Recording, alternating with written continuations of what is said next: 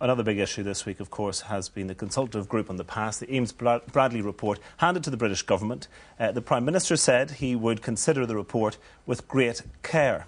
Does that include considering the recognition or acknowledgement payments?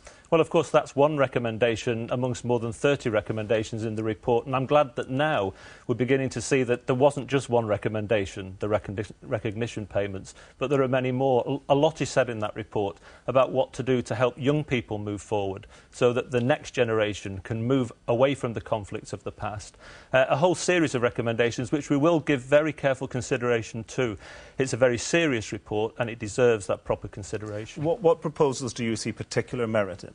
Well, I think it's important, of course, that we look at how the past is dealt with in terms of unresolved murders. And one of the issues which the report deals with is how to complete the work that the Historical Enquiries team is currently undertaking. It also recommends, of course, that there are no more public inquiries, which is also a very important recommendation that we'll want to consider. But all of this, of course, has to be looked at in the round, and that's what we'll do. It's interesting that you hone in on that aspect, because the cynics will see within this report a gift, if you like, to the British government to draw a line under the past. It recommends a 5-year process, and then it's over. I mean, it seems to be almost a recommendation that has more to do with accountancy than accountability. Absolutely not, and it's not the interests of the British government that come first here. It's the interests and the wishes of the people of Northern Ireland, and that's why the work of the group under Robin Eames and Dennis Bradley has been out and about, talking to people, listening to victims. That really is the most important aspect of this work. It's not the interests of the British government that matter most. It's the interests of the people of Northern Ireland. And who makes the decisions on this?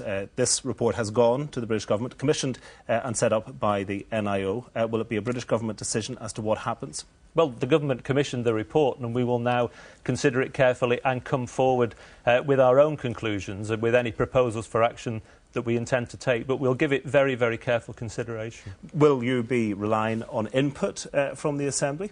Well, of course, that's very important now. The Assembly is up and running, doing its work, and is the significant democratic institution in Northern Ireland. So, of course, we'll engage very closely with them. But do they have a veto? No veto, but we work together. That's the way modern politics in Northern Ireland is working, and of course we hope that in the very near future we will devolve policing and justice powers and give even more democratic control and accountability to the people of Northern Ireland. Does it play into the devolution of policing and justice? For instance, we've had some unionist politicians in particular saying we have a veto on this, we can stop, for instance, the acknowledgement payments, which have been the controversial aspect so far. Are you saying to the executive, well, if you want to have control over this issue, then devolve policing and justice? I don't think that's the way forward. I think we obviously recognise that all these issues play one into the other. How we deal with the past, how we deal with the future, how we extend democracy, all of these things play one into the other. But there's no veto, there's no sense that we will do this, we won't do that, we'll force people into that position. We have to have proper discussion, proper debate, listen carefully and move forward.